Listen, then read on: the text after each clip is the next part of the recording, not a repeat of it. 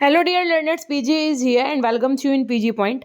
सो आज हम लोग करेंगे जो आपका निर्देशन सेवाओं का संगठन यानी कि ऑर्गेनाइजेशन ऑफ गाइडेंस सर्विस से संबंधित बनने वाले जो भी आपके लॉन्ग होंगे क्वेश्चंस, उनके विषय में हम लोग चर्चा कर रहे होंगे। अब देखिए, कभी कभी क्या होता है कि जो शॉर्ट क्वेश्चंस होते हैं, है ना, वो आपके किससे मिलकर के बने होते हैं? लॉन्ग क्वेश्चन से। जैसे मान लो हमने आपको कोई एक लॉन्ग बड़ा सा क्वेश्चन बना पढ़ा दिया, तो उसका एक कोई भाग उठा करके पूछ लेंगे शॉर्ट में, है ना। तो आप ये नहीं सोचिए कि लॉन्ग पढ़ा रहे हैं तो वो सिर्फ लॉन्ग में आएगा, लॉन्ग पढ़ा रहे हैं तो वो आपका शॉर्ट में भी पूछा जा सकता है। There is no need to take tension. ठीक, तो चैप्टर नंबर 4 शुरू करने से पहले हम आपको बता देंगे कि पीजी पॉइंट के नाम से हमारा टेलीग्राम चैनल है। आप हमसे वहाँ पे भी जुड़ सकते हैं, लिंक आपको डिस्क्रिप्शन बॉक्स में गिवन है। जिन बच्चों ने पीजी पॉइंट ऐप नहीं इंस्टॉल किया है वो पीजी पॉइंट ऐप इंस्टॉल कर लीजिएगा। वहाँ पर आपको पेपर 2 का इसी का पूरा पेड कोर्स मिल जाएगा। पेड कोर्स के अंतर्गत आपको क्या मिल जाएगा? सारे लॉन्ग, सारे short important questions previous year 2016 से 21 तक के सब एक ही जगह मिल जाएंगे।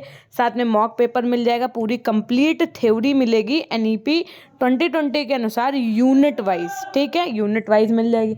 लॉन्ग और शॉर्ट जो क्वेश्चंस केवल हमने प्रोवाइड किए हैं उस पीडीएफ कोर्स में, that is called PDF course, not a batch course. तो वो पीडीएफ कोर्स है, याद रखिएगा, है ना। और जो क्लासेस हैं वो तो हम आपको यहाँ पर फ्री दे ही रहे हैं, है ना। ये इट्स माय रिस्पॉन्सिबिलिटी कि जो बनने वाले शॉर्ट और लॉन्ग क्वेश्चंस हैं वो उस पीडीएफ से बाहर नहीं आएंगे जो हमने आपको दे रखे हैं। तो पीजी पॉइंट ऐप पे अगर अभी तक आपने नहीं लिए तो जाकर के ले सकते हैं। आइए हम बात करेंगे आज के आपके पहले क्वेश्चन की।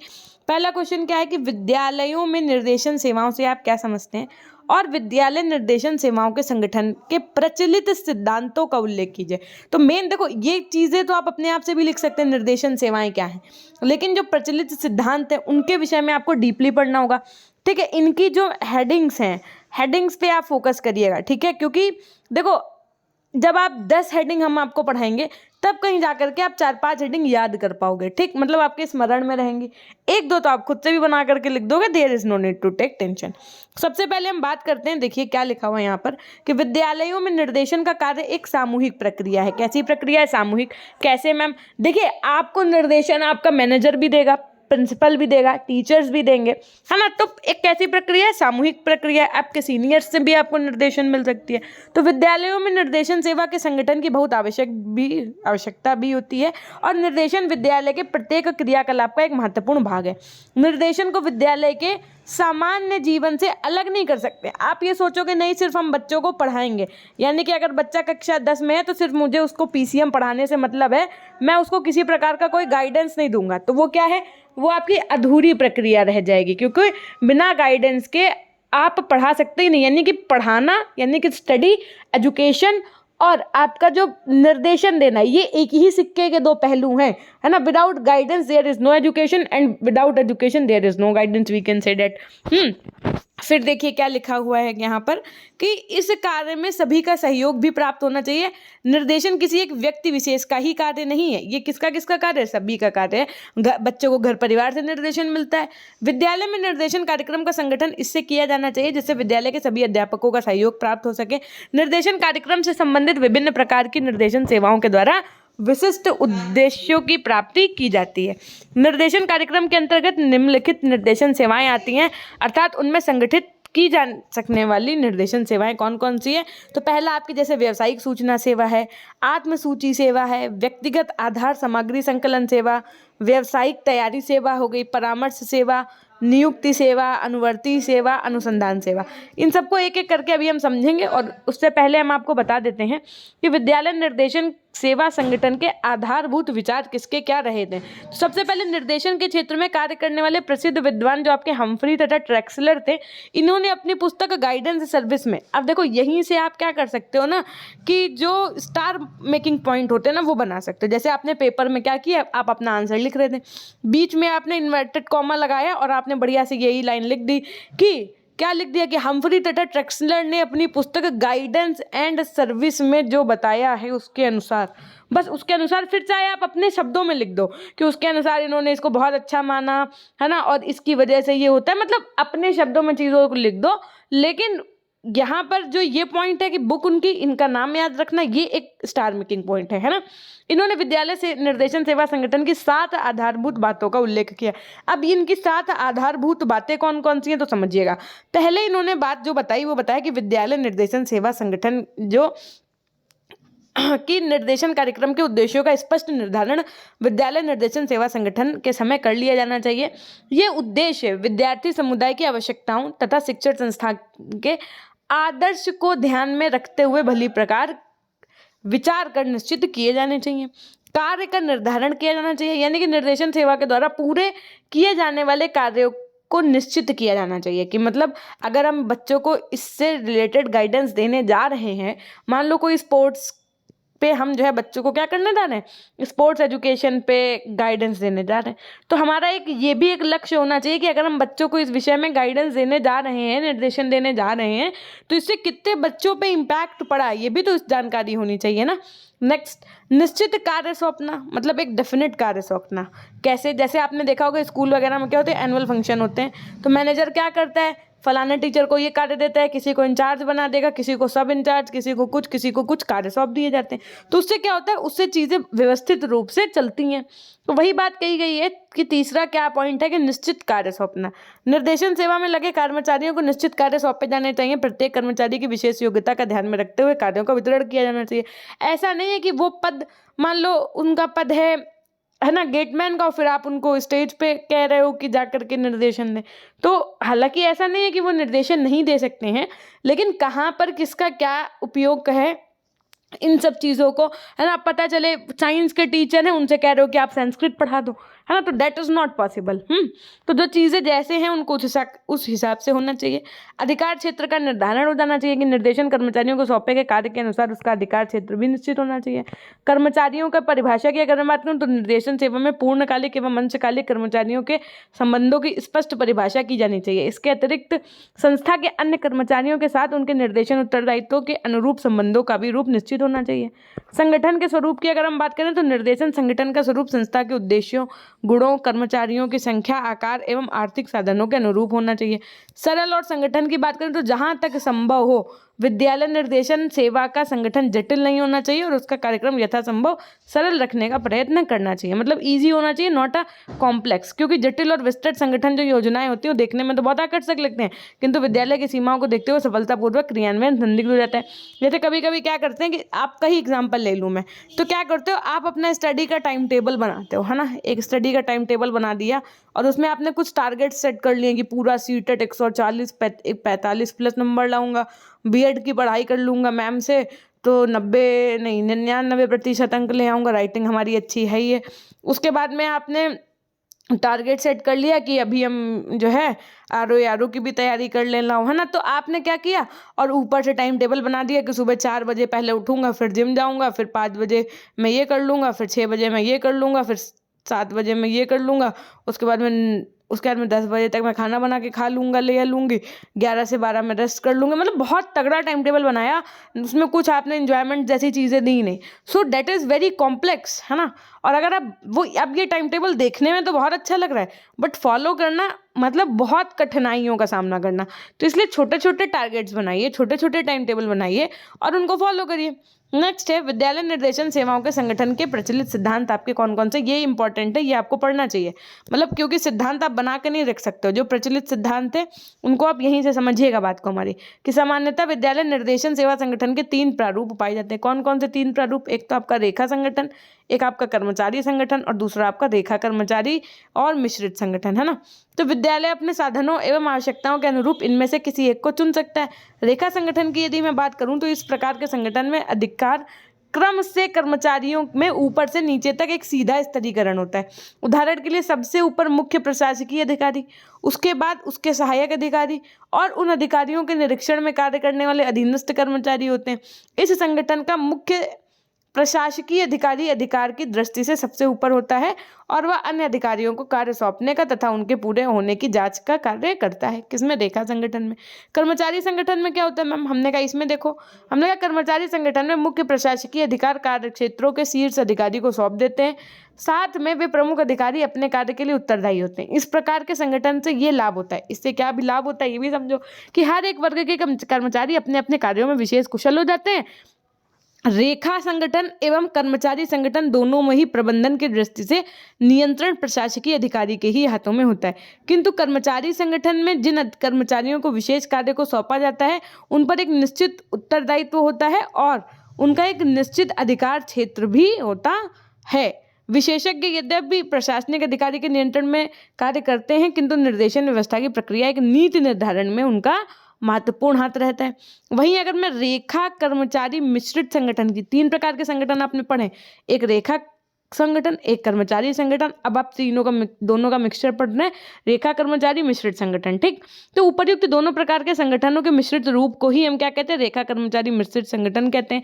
इस प्रकार के संगठन में उपर्युक्त दोनों प्रकार की संगठन पद्धति के लाभ विद्यमान रहते हैं, पर इसका प्रयोग प्रायः बड़े आकार की शिक्षण संस्थाओं में ही किया जाता है। कर्मचारी संगठन में वे सभी कर्मचारी शामिल हो जाते हैं जो खास तौर से निर्देशन कार्य की योजना बनाने, विचार करने एवं शोध कार्य में अपना योगदान देते हैं। रेखा संगठन में सामान्य कर्मचारी एवं प्रशासकीय कर्मचारी सभी आते हैं और वे एक साथ प्रशासकीय कर्मचारी के अधीन कार्य भी करते हैं। तो ये हो गया आपका क्वेश्चन नंबर 1। अब क्वेश्चन नंबर 2 आप देख सकते हैं इंपॉर्टेंट कितना है। क्यों इंपॉर्टेंट है मैम? क्योंकि 2018 में पूछा गया था बेटा। क्या है कि माध्यमिक स्तर पर निर्देशन सेवाओं के संगठन का वर्णन करना है, या ये क्वेश्चन ऐसे भी पूछा जा सकता है कि विद्यालय में अच्छे निर्देशन सेवा के संगठन की विशेषता बताइए, है ना। तो इन्हीं से शॉर्ट के क्या भी बनते हैं, इन्हीं से आपके लघु उत्तरीय प्रश्न भी बनते हैं। तो ध्यान रखिएगा, इसलिए बहुत अच्छे से पढ़िएगा चीज़ों को, है ना। देखिए आपके इस चैप्टर में 5 लॉन्ग क्वेश्चंस हैं, है ना। 3 दिन से चूंकि क्लास नहीं हुई है तो हो सकता है ये क्लास आपकी बड़ी कर दें हम, लेकिन ये 5 आपके लॉन्ग क्वेश्चंस कंप्लीट करा देंगे, ठीक है।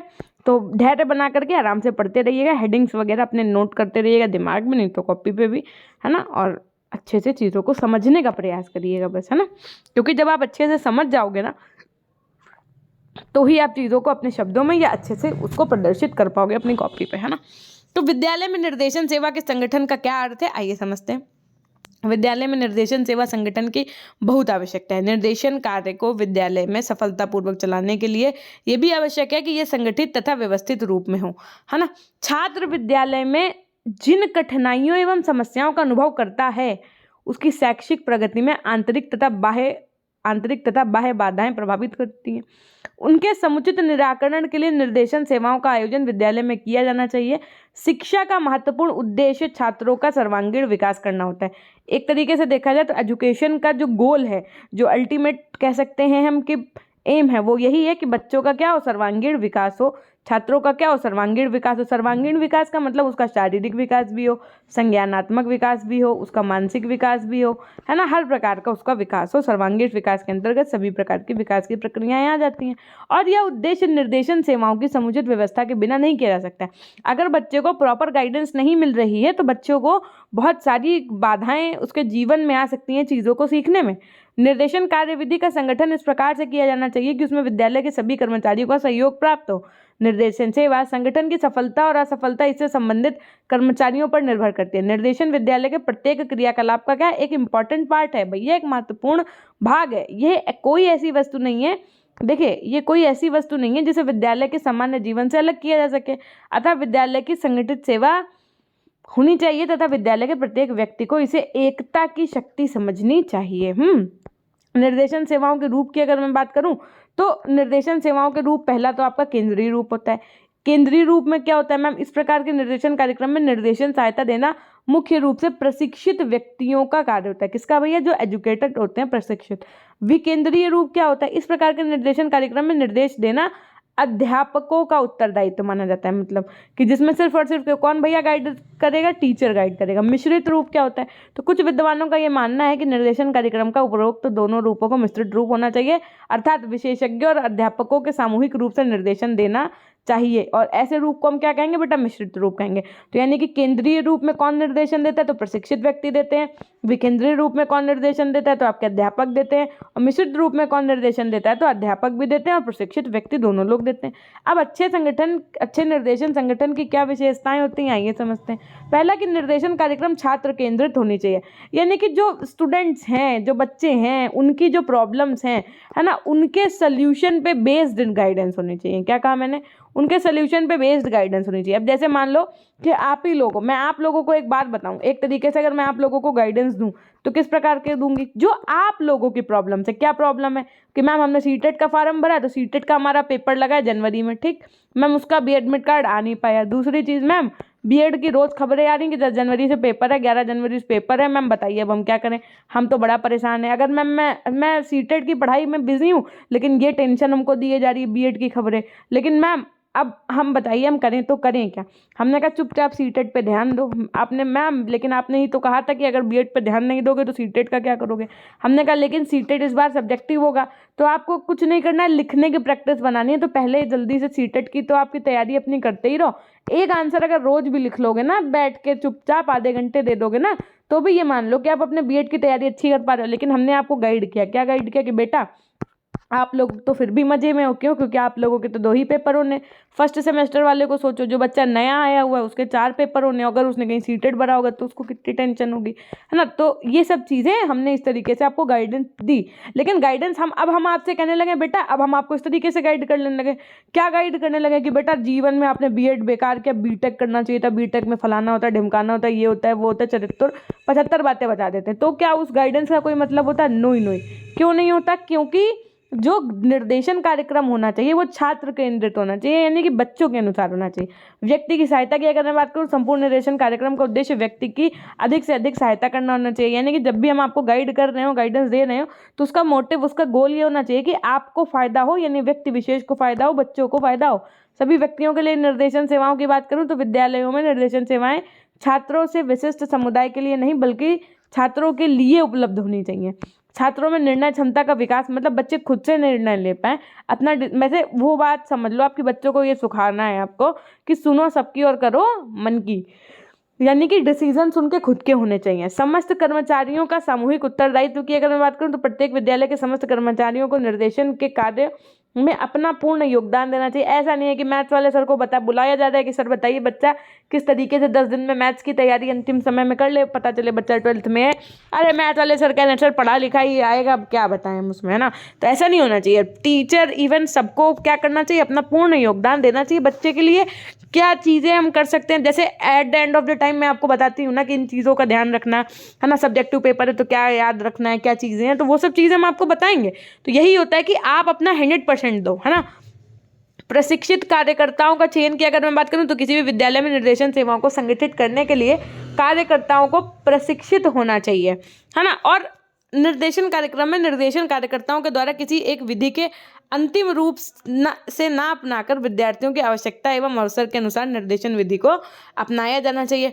परीक्षणों के प्रयोग की अगर मैं बात करूं तो निर्देशन के क्षेत्र में केवल वार्तालाप विधि के आधार पर ही परामर्श देना भी पर्याप्त नहीं है, बल्कि विभिन्न प्रकार के परीक्षणों का भी प्रयोग करना चाहिए जिससे निर्देशन में सफलता और विश्वसनीयता का विकास भी हो सके। अध्यापकों का सहयोग प्राप्त होना चाहिए। एक सफल निर्देशन संगठन के लिए यह आवश्यक है कि अध्यापक उसमें अपना पूर्ण सहयोग और योगदान दे, है ना। तो इस तरीके की ये आपके क्या हैं, देखो, व्यावसायिक कार्यक्रमों का आयोजन करना। निर्देशन कार्यक्रमों की सफलता के लिए विभिन्न प्रकार के व्यावसायिक कार्यक्रमों का आयोजन करना।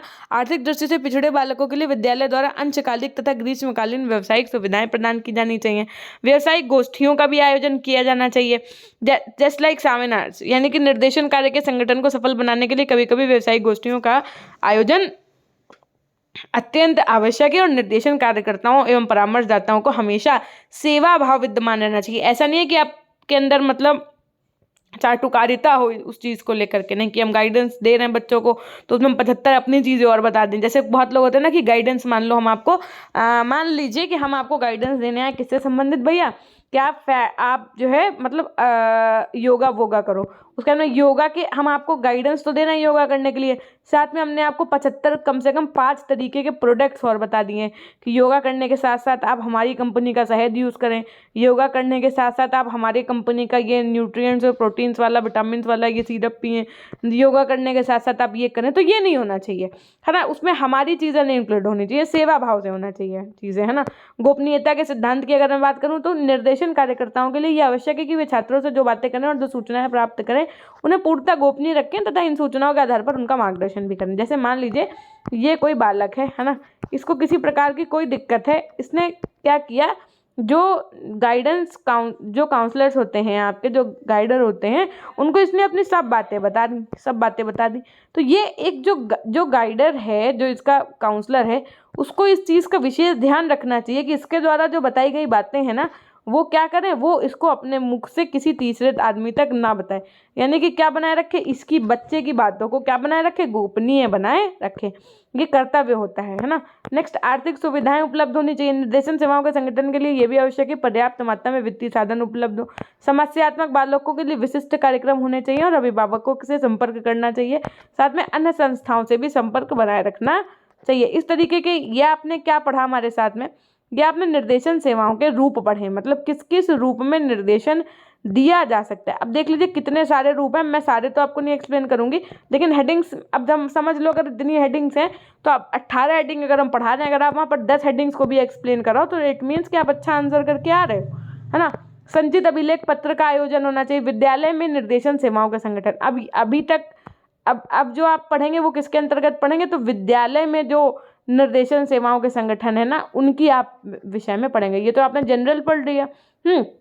अब विद्यालय में इसका क्या यूज़ होता है, कैसे क्या चीज़ें होती हैं, तो वो समझो। सबसे पहले तो जब आप भाई, चूंकि आप एक टीचर बनने जा रहे हैं, है ना, बीएड क्यों कर रहे हैं, ताकि आप एक टीचर बन जाए। तो एज अ टीचर आप स्कूल में काम करोगे तो स्कूल के अंतर्गत जो चीज़ें होती हैं तो वो आपको पढ़नी ही पड़ेंगी, है ना। तो देखिए ये एक महत्वपूर्ण प्रश्न है कि विद्यालयों में निर्देशन सेवाओं का संगठन किस प्रकार किया जाना चाहिए। भारत में ज़्यादातर विद्यालयों में निर्देशन सेवाओं का पर्याप्त अभाव है। मतलब क्या है कि बच्चों को पढ़ाया जाता है बट गाइडेंस नहीं दी जाती है।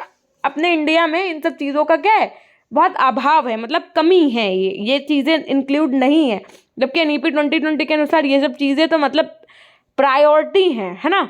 निर्देशन सेवाओं के सफल संगठन के लिए निम्नलिखित बातों को ध्यान में रखना जाना चाहिए। कौन कौन सी बातें ध्यान में रखनी चाहिए, तो देखो सबसे पहला निर्देशन, कार्यकर्ता को अपना कार्य शुरू करने से पहले विद्यालय में एक समिति का गठन करना चाहिए। उसके बाद में समिति का गठन करने के बाद विद्यालय विशेषों निर्देशनकर्ता के उद्देश्यों को निश्चित किया जाना चाहिए। विभिन्न स्तरों पर संपर्क स्थापित करना, यानी सफल निर्देशन सेवाओं के संगठन के लिए निर्देशनकर्ता के विभिन्न स्तरों पर संपर्क स्थापित करना चाहिए।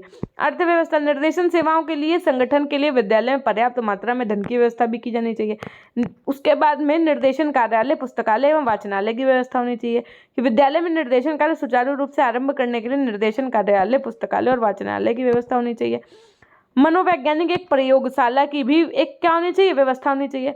पाठ्यक्रम उत्तर कार्यों का आयोजन होना चाहिए। व्यावसायिक अवसर का आयोजन करना, यानी कि अब जैसे देखते हो गया, जो बच्चा बीसीए कर रहा है, जो बच्चा एमसीए कर रहा होता है, या जो बच्चा एमटेक कर रहा होता है, तो क्या होता है, बोलते हैं कि हमारे कॉलेज में कंपनी वाले आ रहे हैं, है ना, तो हमारी वहाँ से प्लेसमेंट हो जाएगी। तो ये क्या है कि इस कॉलेज वाले क्या कर रहे हैं, अपने बच्चों को व्यावसायिक अवसर दे रहे हैं, अगर प्लेसमेंट हो रही है वहाँ से, तो है ना। उसके बाद में संचित अभिलेख पत्र, छात्रों के बारे में पूर्ण जानकारी प्राप्त करने के लिए विद्यालय प्रत्येक छात्र का संचित अभिलेख पत्र भी आवश्यक होना चाहिए। व्यावसायिक गोष्ठियों का आयोजन करना चाहिए।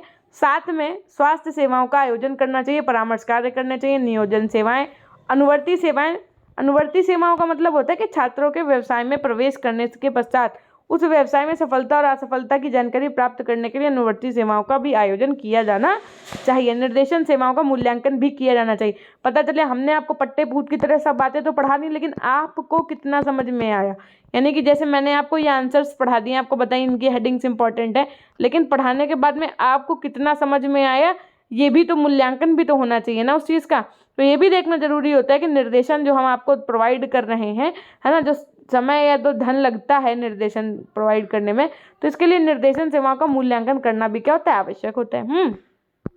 नेक्स्ट क्वेश्चन नंबर 3 की तरफ चलेंगे। क्वेश्चन नंबर 3 क्या कह रहा है कि विद्यालय निर्देशन सेवा के प्रमुख कार्य कौन कौन से। अब जैसे मान लो इससे केवल शॉर्ट क्वेश्चन बनना होगा अगर, तो केवल इतना ही क्वेश्चन आपसे पूछ लिया जाएगा, है ना।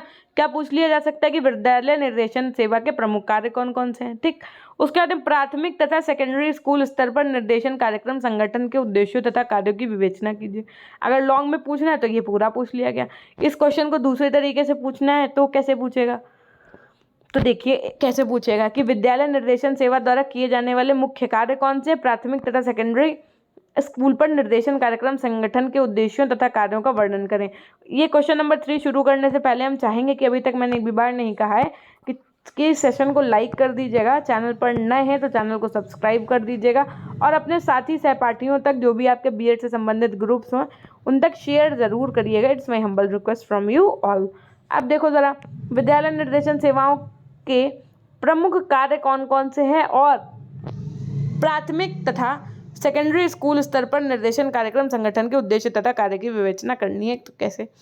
सबसे पहले अगर मैं बात करूं विद्यालय निर्देशन सेवा द्वारा विद्यालय में निम्नलिखित कार्य जो किए जाते हैं वो क्या है।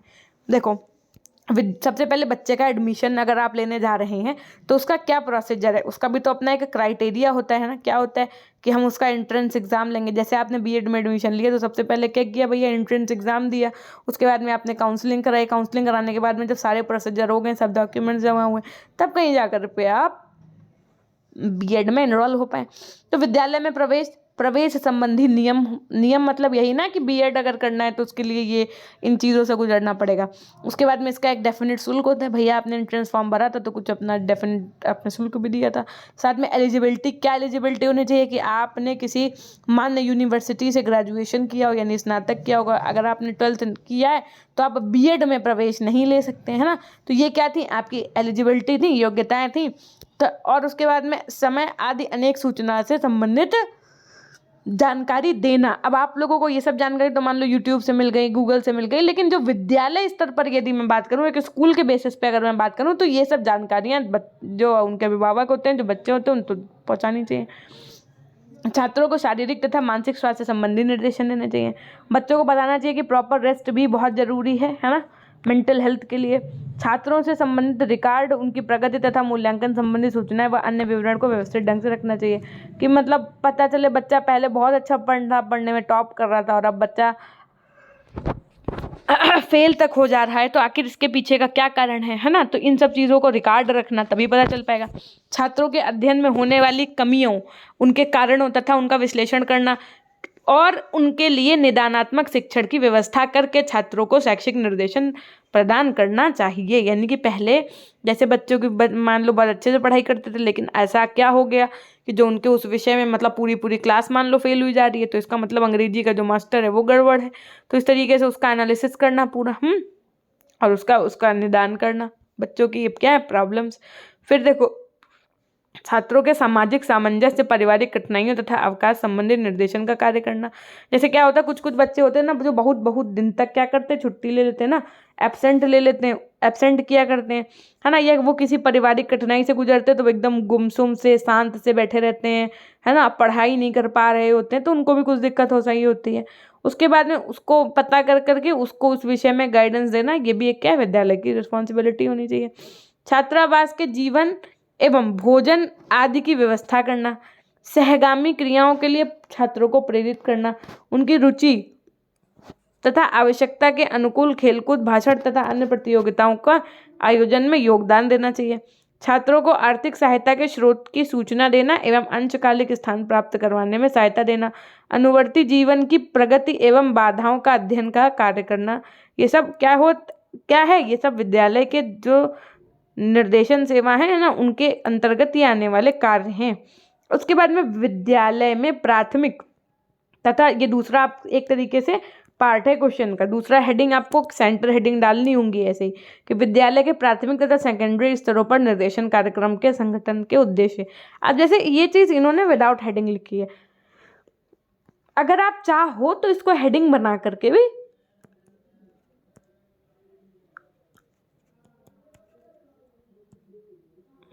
लिख सकते हैं। तो देखिए भाई, हालांकि इन्होंने आगे हेडिंग बनाई है बट आपको और अच्छे से इसको कर सकते हैं। तो देखो भैया क्या कह रहा है क्वेश्चन में कि विभिन्न शैक्षिक स्तरों पर छात्रों की आवश्यकताओं को ध्यान में रखते हुए स्कूलों में निर्देशन कार्यक्रम का आयोजन किया जाना चाहिए। निर्देशन कार्यक्रम छात्रों के बौद्धिक, सामाजिक, भावात्मक तथा व्यावसायिक क्षेत्रों में समायोजन करने में सहायता करते हैं। इन क्रियाओं का संबंध शैक्षिक पाठ्यक्रम के उद्देश्यों तथा स्कूल के निर्देशन कार्यक्रम में होता है। प्राथमिक स्तर पर निर्देशन कार्यक्रम का आयोजन विशेष रूप से महत्वपूर्ण समझा जाता है और इस स्तर पर बच्चे से पहली बार बाहर निकलते हैं और इस स्तर पर बच्चे घर से पहली बार बाहर निकलते हैं। स्कूल उनके लिए एक नया वातावरण प्रदान करता है। इस नए वातावरण के साथ समायोजन करने में उनकी बहुत सारी कठिनाइयाँ होती हैं और उनका सामना करना पड़ता है बच्चे को। तो निर्देशन कार्यक्रमों के द्वारा छात्र की समस्याओं के समाधान में सहायता होनी चाहिए। जैसे भैया जब बच्चा प्राइमरी की अगर हम बात करें तो क्या होता है भैया, बच्चा परिवार के माहौल में रह रहा होता है, लाड प्यार में रह रहा होता है, वो स्कूल आता है, उसको नया वातावरण मिलता है, तो उसको बहुत ज़्यादा चीज़ों की मतलब एक तरीके की गाइडेंस की आवश्यकता होती है। वहीं अगर मैं सेकेंडरी स्तर पर बात करूं तो विद्यार्थी क्या होता है, तब किशोरावस्था में पहुंच चुका होता है। आपको पता है किशोरावस्था तनाव तूफान की अवस्था होती है। आप फर्स्ट सेमेस्टर में पढ़े थे, स्टेनली हॉल ने ऐसा कहा था। तो यहाँ पर तो सबसे ज़्यादा बच्चे को गाइडेंस की ज़रूरत है। यही वो काल है, यही वो समय है जिस समय बच्चा क्या होता है, अपने मानसिक चीज़ों से मतलब एक तरीके से संवेदनाओं से जूझ रहा होता है। उनका शारीरिक, मानसिक, मनोवैज्ञानिक, भावात्मक तथा सामाजिक विकास हो जाता है। उनके सम्मुख परिवार, स्कूल तथा समाज में समायोजन संबंधी अनेक समस्याएं आती हैं। इस स्तर पर बच्चे के सोचने समझने के ढंग में परिवर्तन आ जाता है और नए नए मित्र बनने लगते हैं। किसी भी कार्य को करने तथा निर्णय लेने में वे स्वतंत्रता चाहते हैं। उसे साहसिक कार्यों को करने में आनंद आता है और वो नए तथा कठिन अनुभवों का चयन करने में अधिक रुचि लेता है। 10वीं कक्षा के पश्चात छात्रों के सम्मुख 3 विकल्प होते हैं। पहला कि वे किसी कार्य में प्रवेश कर सकते हैं। दूसरा, वे किसी व्यावसायिक पाठ्यक्रम में जा सकते हैं। तीसरा, वे उच्च शिक्षा में प्रवेश पाकर किसी न किसी शैक्षिक पाठ्यक्रम का चुनाव कर सकते हैं। उसके बाद में इस स्तर पर निम्नलिखित विशिष्ट उद्देश्यों की प्राप्ति के लिए निर्देशन कार्यक्रम की आवश्यकता होती है कि छात्रों में ज्ञान, कौशल, आदतों, दृष्टिकोण तथा व्यावसायिक विकास के प्रति जागरूकता भी उत्पन्न होनी चाहिए। तो एटलीस्ट उनको पता तो होना चाहिए ना कि 10th के बाद वो सब्जेक्ट्स कौन से ले सकते हैं, या मान लो 12th के बाद उनके पास क्या क्या ऑप्शंस हैं, है ना, या अपने स्नातक करने के बाद में बच्चा किस जगह पे अप्लाई कर सकता है। एक कोर्स करने के बाद में 10 जगह मतलब जॉब की अपॉर्चुनिटीज आती हैं, तो 10 उनको वास्ट जानकारी होनी चाहिए। व्यवसायों के चयन तथा सामाजिक रूप से लाभकारी कार्यों के चयन में भावी योजना के संदर्भ में सहायता करनी चाहिए। भावी योजना की दृष्टि से शैक्षिक पाठ्यक्रम के चयन में सहायता करना, साथ में छात्रों को अपनी योग्यता के अनुसार शैक्षिक पाठ्यक्रम चुनाव करने, अपनी कमियों को देखना तथा आपको समझने के योग्य भी बनाना चाहिए और उनको उसमें मदद करनी चाहिए। मतलब एक टीचर का फर्ज क्या है, जैसे कि मान लो एक हमको पता है कि हमारी जो है मैथ्स बहुत वीक है, बहुत ज़्यादा वीक है, तो एक टीचर का फर्ज क्या है कि उसको बताए कि बेटा जरूरी नहीं है कि जीवन में सिर्फ मैथ्स ही है। अगर आपका एरिया ऑफ इंटरेस्ट बायोलॉजी में है, so there is no need to take mathematics, you have an option of biology also, so you can do so many things which is related to the zoology and botany in your life, है ना। तो कहने का आशय ये है कि आप एज अ टीचर बच्चे को ये सब चीज़ें बताओ कि नहीं, अगर आपकी मैथ्स वीक है तो आपको इतना टेंशन लेने की ज़रूरत नहीं है, आपके पास और भी जॉब अपॉर्चुनिटीज़ हैं, और भी ऑप्शंस हैं अपनी हाई स्टडीज़ को करने के लिए, है ना। तो वही बताया गया है कि उसकी योग्यता के अनुसार वो निर्णय ले पाए। तो इसमें भी निर्देशन किसको होता है, टीचर को देना चाहिए, या उसके गाइडेंस जो भी उसको दे रहा हो उसको देना चाहिए। छात्रों को शैक्षिक तथा व्यावसायिक आवश्यकताओं के प्रति जागरूक बनाना चाहिए और व्यावसायिक तथा शैक्षिक सूचनाओं के अवसर प्रदान करने में सहायता देनी चाहिए। स्कूल, घर तथा समाज में व्यक्तिगत तथा सामाजिक समायोजन संबंधी समस्याओं के समाधान के योग्य बनाना चाहिए। अब ये तो आपने प्राइमरी स्तर पर पढ़ लिया, है ना। अब उसके बाद में सेकेंडरी स्तर पर निर्देशन कार्यक्रम के कार्य क्या होते हैं, यानी कि ये समझना है आपको। सबसे पहले अगर मैं व्यावसायिक कार्य की बात करूं तो छात्रों को स्वयं को जानने में सहायता करनी चाहिए, है ना। छात्रों को व्यवसाय संबंधी उचित चयन करने में भी निर्देशन देना। देखो, बच्चा चाहे जितना पढ़ा लिखा है, लेकिन गाइडेंस तो उसके पेरेंट्स और टीचर्स का होना ही चाहिए। छात्रों को विभिन्न व्यवसायों से संबंधित कार्यक्रमों से अवगत कराना। आपको बच्चे को कंप्यूटर में इंटरेस्ट है तो उसको बीटेक के बारे में बताओ, बीसीए के बारे में बताओ, पॉलिटेक्निक के बारे में बताओ, सबके बारे में उसको पता होना चाहिए। और इन तीनों में वो किस चीज़ से आगे अपनी पढ़ाई करेगा, ये डिसीजन खुद बच्चे का होना चाहिए। छात्रों को करियर में प्रवेश करने के लिए तैयार करने में सहायता करना। उसके बाद में उसके व्यक्तिगत तथा सामाजिक कार्य क्या होते हैं, इन्हें सेकेंडरी जब बच्चा होता है तो व्यक्तिगत विकास में सहायता करना, साथ में सामाजिक समायोजन में सहायता करना, ये हो गया। शैक्षिक कार्य की अगर मैं बात करूं तो छात्रों को शिक्षा के उद्देश्य के प्रति उन्मुख करना, छात्रों को वातावरण में समायोजन करने में सहायता करना, छात्रों में अध्ययन के प्रति प्रेरणा उत्पन्न करने में सहायता करना, छात्रों को शैक्षिक और व्यावसायिक योजना की आवश्यकता के प्रति उन्मुख करना, छात्रों की समस्याओं का समाधान करके शैक्षिक प्रगति में सहायता करना तथा उनके अध्ययन कौशल को विकसित करना, रोजगार दशाओं, शैक्षिक योग्यताओं और छात्रों की पसंद और प्राथमिकता को ध्यान में रखते हुए उनको करियर चुनाव में सहायता करना, जीवन में आगे बढ़ने के लिए छात्रों को सही शैक्षिक तथा व्यावसायिक चयन में सहायता करना और छात्रों को विभिन्न संस्थानों तथा विषयों के प्रति जानकारी देना। ये क्या है आपका? ये आपका सेकेंडरी स्तर पर निर्देशन कार्यक्रम के कार्य के अंतर्गत चीजें हैं।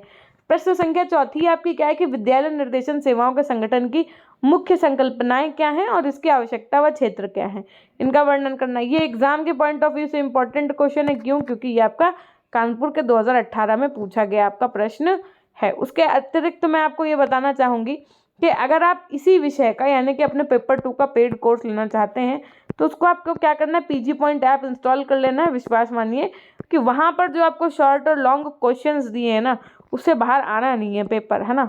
अब मैं ज़्यादा तो नहीं बोल सकती हूँ, लेकिन जब आप पेपर दे करके आइएगा तो आप हमको बताइएगा आकर के कि कैसे रहें। और बाकी जो क्वेश्चंस हैं वो, है ना, उनकी प्रैक्टिस आपको खुद से करनी होगी।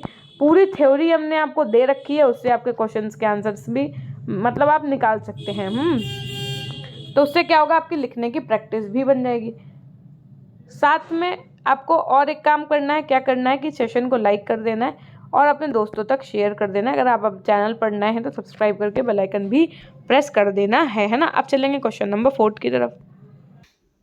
देखिए क्वेश्चन है, विद्यालय निर्देशन सेवाओं के संगठन की क्या मुख्य संकल्पनाएं हैं और क्या इसकी आवश्यकता व क्षेत्र है, ये वर्णन करना है इस चीज़ का।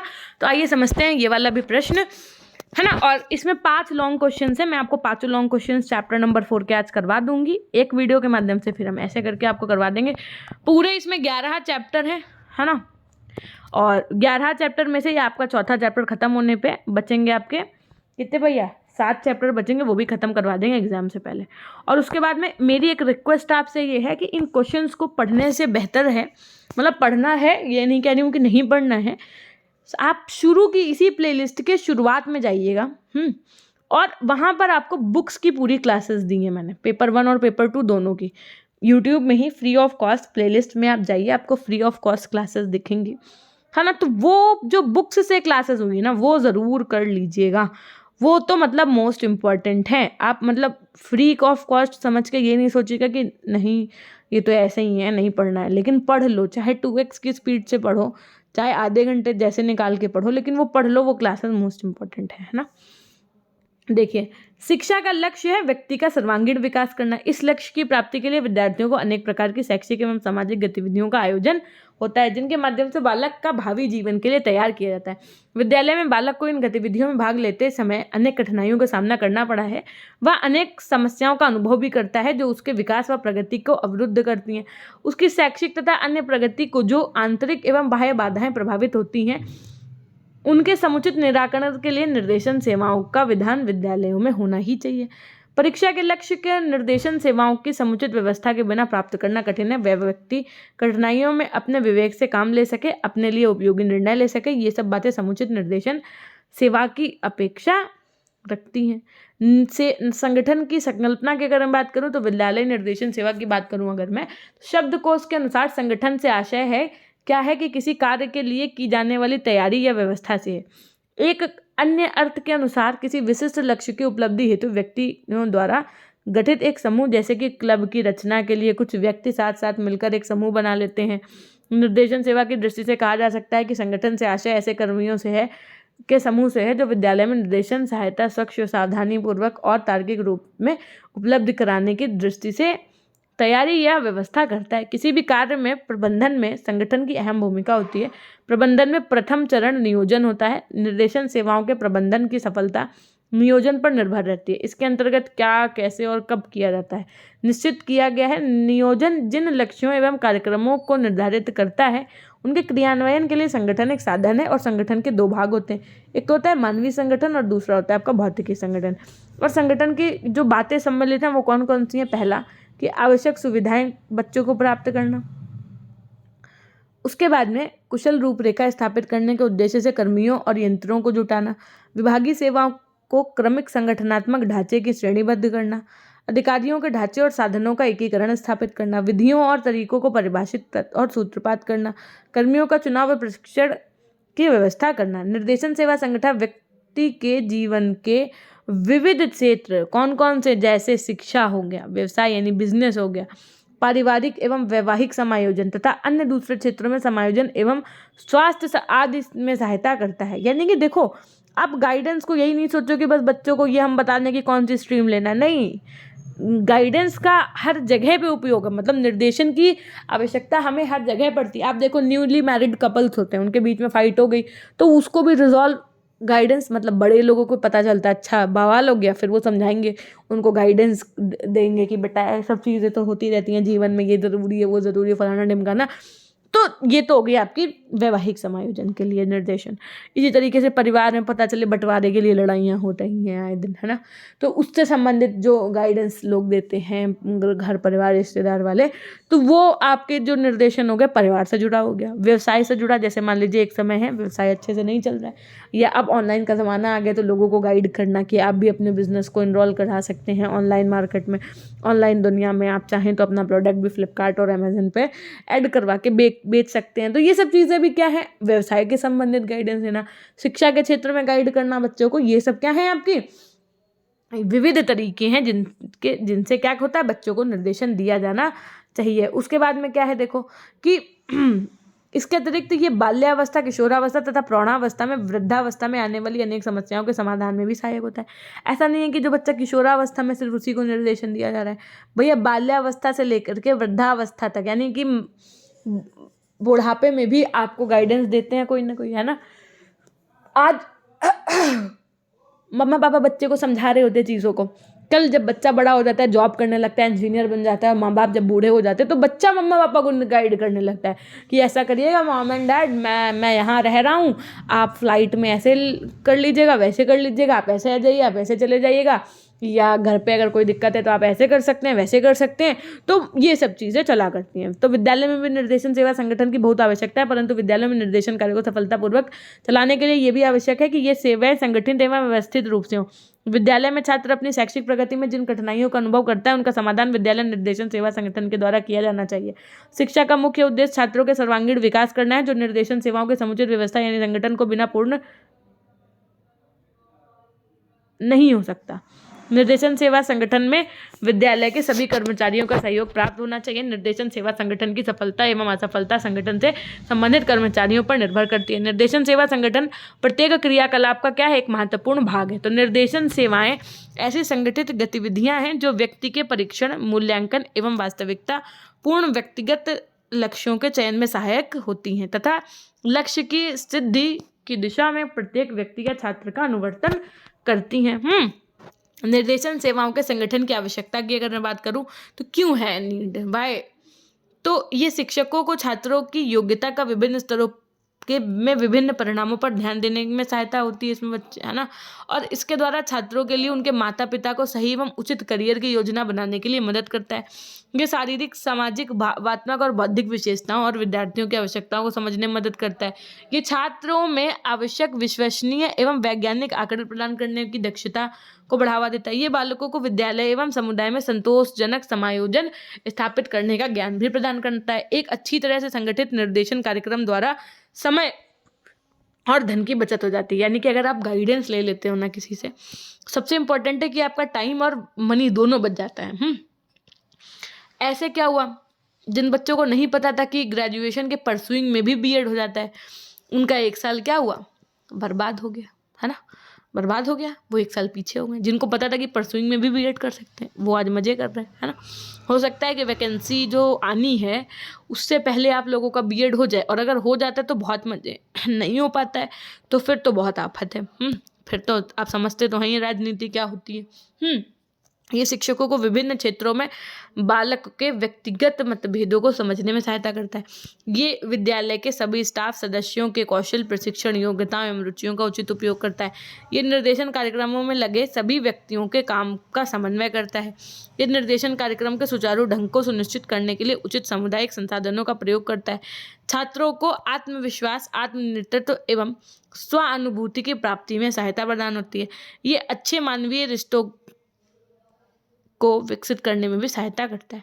विद्यालय निर्देशन सेवा संगठन के क्षेत्र की अगर मैं बात करूं तो किसी भी विद्यालय या शैक्षिक संस्थानों में निर्देशन सेवाएं या कार्यक्रमों के क्षेत्र या विषय वस्तु इसके संसाधन यानी कि भौतिक, आर्थिक एवं मानवीय संसाधन के संपूर्ण उपयोग पर निर्भर है।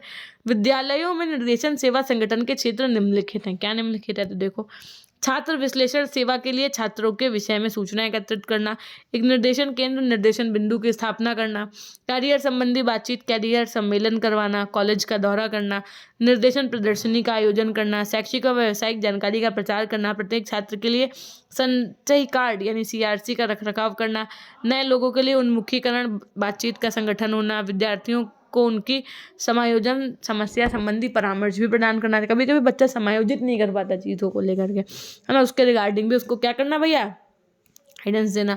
विभिन्न शैक्षिक करियर में विषयों में शैक्षिक वार्ता का आयोजन करना, अन्य अभिकरण जैसे रोजगार कार्यालय, प्रशिक्षण संस्थान एवं उच्च शिक्षा संस्थान के साथ संबंध रखना, विद्यालय छोड़ने वालों से संपर्क स्थापित करना जिससे निर्देशन एवं परामर्श की प्रभावशीलता को क्या किया जा सके भैया, निश्चित किया जा सके। कॉलेज शिक्षा, व्यावसायिक जीवन एवं सामाजिक जीवन में विद्यालय छोड़ने वालों के लिए निर्देशन कार्यक्रमों के अल्पकालीन सत्र का भी संगठन किया जाना चाहिए। मतलब जो लोग स्टडी छोड़ देते हैं बीच में ही किसी कारण, तो उनके लिए अल्पकालीन सत्र मतलब कम समय में उस चीज़ को पूरा करने का भी सिस्टम बनाना चाहिए। तो इस प्रकार से ये क्लियर है, क्या क्लियर है कि विद्यालय में निर्देशन सेवा संगठन का जो क्षेत्र है वो बहुत क्या विस्तृत है और किसी भी विद्यालय में संगठित निर्देशन सेवाओं का विशेष महत्व है, क्योंकि संगठित निर्देशन सेवाओं का संचालन उचित प्रकार से होता है और इनके द्वारा प्रत्येक क्रिया सरल रूप से क्रियान्वित एवं संचालित होती है। संगठित निर्देशन सेवाएं लक्ष्य प्राप्ति में अति महत्वपूर्ण है। संगठित निर्देशन सेवाएं प्रत्येक निर्देशन कार्यक्रम क्रियान्वयन में विशेष महत्व भी रखती हैं। यहाँ तक तो हो गया आपका क्वेश्चन नंबर 4 कंप्लीट। अब देखो क्वेश्चन नंबर 4 जो आपका ये कंप्लीट हो चुका है। अब हम लोग चलेंगे इस चैप्टर का आपका अंतिम लॉन्ग क्वेश्चन जो कि आपका बहुत इंपॉर्टेंट है, क्योंकि ये हाल ही में आपका प्रीवियस ईयर में पूछा भी गया है। क्या वर्णन करना है कि आप एक शिक्षक के रूप में माध्यमिक स्तर पर निर्देशन कार्यक्रम को किस प्रकार से संगठन करेंगे। कितना अच्छा क्वेश्चन। इसको पता है कैसे कहते हैं? इसको कहते हैं ओपन एंडेड क्वेश्चन, है ना।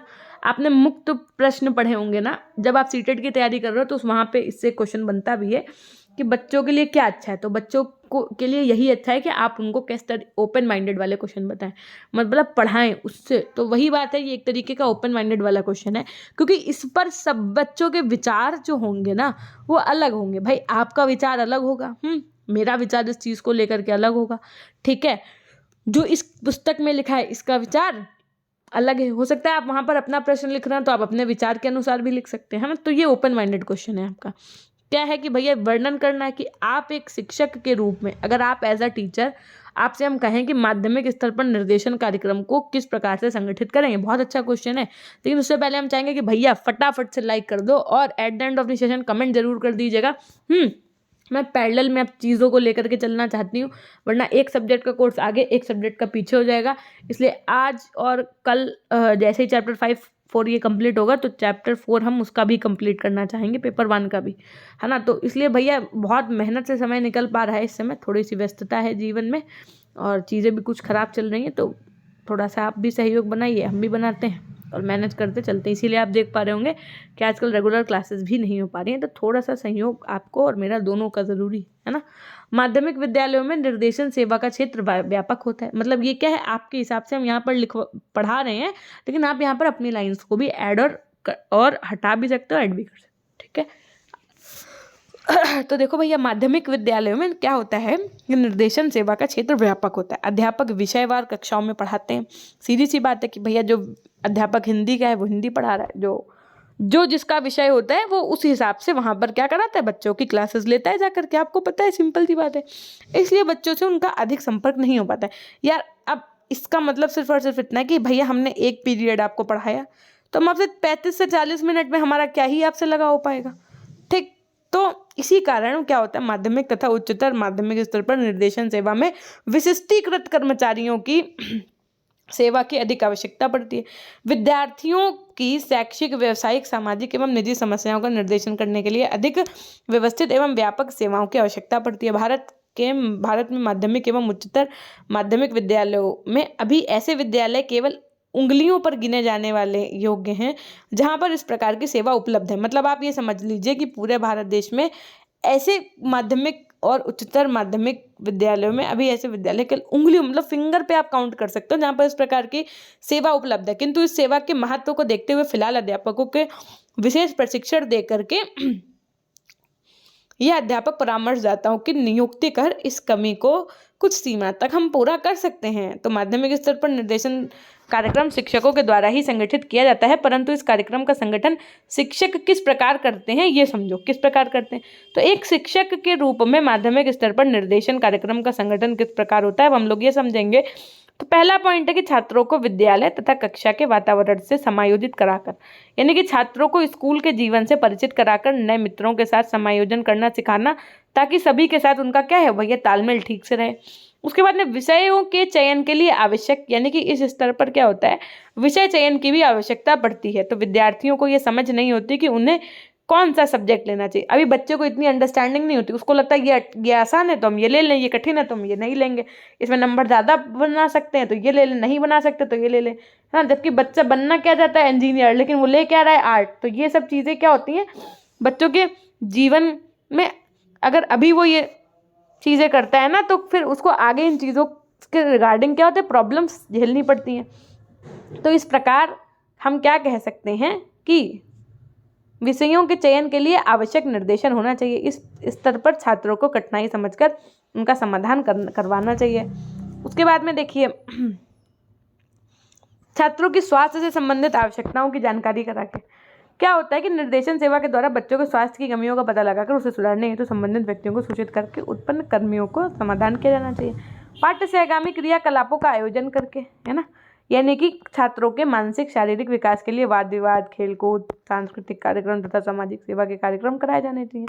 शैक्षिक वातावरण का निर्माण करके, जैसे किशोरावस्था के अनुरूप शैक्षिक वातावरण का निर्माण बहुत आवश्यक है, जिससे कि छात्रों को उचित शिक्षा के लिए क्या किया जा सके, मोटिवेट किया जा सके। छात्रों की समस्याओं के समाधान में सहायता करके, इस अवस्था में बालकों बालिकाओं के पास अनेक समस्याएं होती हैं और ऐसे में अध्यापक या अध्यापिका छात्रों से उनकी समस्याओं का पता लगाकर उनके समाधान में सहयोग प्रदान कर सकते हैं। अध्यापन एवं निर्देशन सेवा के कार्यकर्ताओं में सहयोग, यानी कि माध्यमिक स्तर पर ही क्या सभी स्तरों पर निर्देशन आवश्यक है ना। हर एक स्टेज पे बच्चों को गाइडेंस बहुत ज़रूरी होती है, क्योंकि इसी स्तर पर किशोर, तरुण अथवा युवा वर्ग अपने भावी जीवन का लक्ष्य निर्धारित करते हैं। बड़े होकर उन्हें क्या करना है, क्या बनना है, इसकी रूपरेखा माध्यमिक स्तर पर ही उचित निर्देशन के द्वारा निर्धारित की जाती है। अतः इस स्तर पर अध्यापक और परामर्शदाता के सहयोग के द्वारा उनका उचित मार्गदर्शन भी किया जा सकता है। विद्यालय एवं घर के सदस्यों से विद्यार्थी निर्देशन में सहायता प्राप्त करना। परामर्शदाता अपने कार्य में तभी सफल हो सकता है जब वह विद्यार्थी के विद्यालय एवं विद्यालय से बाहर की क्रियाकलापों से अवगत हो। माध्यमिक स्तर पर विद्यालय निर्देशन सेवा का कर्तव्य है कि वह घर के सदस्यों का सहयोग निर्देशन कार्यक्रमों में क्या कार्यों में क्या करे, प्राप्त करे। बच्चों की उनकी योग्यताओं या सीमाओं की खोज करने में सहायता करके बच्चों को हमेशा सकारात्मक दृष्टिकोण अपनाने के लिए उत्साहित करना। साथ में शिक्षक को छात्रों को विद्यालय के सभी कार्यक्रमों में भाग लेने के लिए समर्थन करना। विद्यार्थियों को शारीरिक, भावात्मक, सामाजिक और शिक्षात्मक आवश्यकताओं पर ध्यान दिया जाना चाहिए। साथ में छात्रों को सही व्यवसाय संबंधी कक्षा के कार्यों संबंधी अध्ययन कौशल, समाज प्रबंधन क्लब द्वारा समूह मार्गदर्शन सेवाओं का भी क्या करना चाहिए भैया, प्रदर्शित करना चाहिए। साथ में माध्यमिक विद्यालयों में जहां अध्यापक निर्देशन का उत्तरदायित्व अपने ऊपर ले लेता है, वहीं अध्यापक के शिक्षण और निर्देशन उत्तरदायित्व साथ साथ चलते हैं। यानी कि एज अ टीचर जो आपका टीचिंग का वर्क है वो भी, और साथ में जो गाइडेंस का वर्क है वो भी क्या होता है, पैरेलल चलता है। और विद्यार्थियों को अपनी योग्यता का पता लगाना, कार्य चुनना और उनकी प्रगति स्वयं मूल्यांकन करना, निर्देशन, ये कार्यक्रम क्या होता है भैया उचित रूप से अल्टीमेट तरीके से चला करता है। तो यहाँ से आपके क्या हो गए, जो चैप्टर नंबर 4 था आपका उसके लॉन्ग क्वेश्चंस कंप्लीट हो गए। यदि शॉर्ट्स की मैं बात करूँ तो देखो भैया, लेकिन एक बार फटाफट से भैया पहले फटाफट से सेशन लाइक कर दीजिए, शेयर कर दीजिएगा ज़रूर। अब क्वेश्चन नंबर 1 है कि विद्यालय निर्देशन सेवा द्वारा किए जाने वाले मुख्य कार्यों की विवेचना करो, है ना। उसके बाद में देखो जो शॉर्ट क्वेश्चंस हैं वो अल्टीमेटली लिए आपके लॉन्ग क्वेश्चन से ही गए हैं, लेकिन फिर भी मैं आपको इन्हें पढ़ा दूंगी कल ही, मतलब एक दिन ही क्लास में ये हम कंप्लीट करवा देंगे आपका, ठीक। After that I will start your chapter number 5 which is related to your कि परामर्श की क्या अवधारणा है, परामर्श का क्या मतलब होता है, परामर्श का क्या महत्व होता है, क्या इसके उद्देश्य होते हैं, क्या इसके क्षेत्र होते हैं, परामर्श के क्या सिद्धांत होते हैं, परामर्श से संबंधित जो भी चीज़ें होंगी, जो भी चैप्टर्स होंगे उसके बाद आपके हम वो शुरू करेंगे। लेकिन ये बहुत अच्छे से कल हम आपको एक बार पढ़ा देंगे शॉर्ट क्वेश्चन भी, ठीक है। उसके बाद में हम चलेंगे आपके लॉन्ग क्वेश्चन की तरफ। तो एक बार फटाफट से सेशन को लाइक कर दीजिएगा, चैनल पर नए हैं तो सब्सक्राइब कर दीजिएगा। मिलते हैं हम आपसे नेक्स्ट क्लास के माध्यम से। हमेशा खुश रहिए, मुस्कुराते रहिए, कभी अपने लिए तो कभी अपनों के लिए। Till then take care, bye bye, love you all, love you my dear class.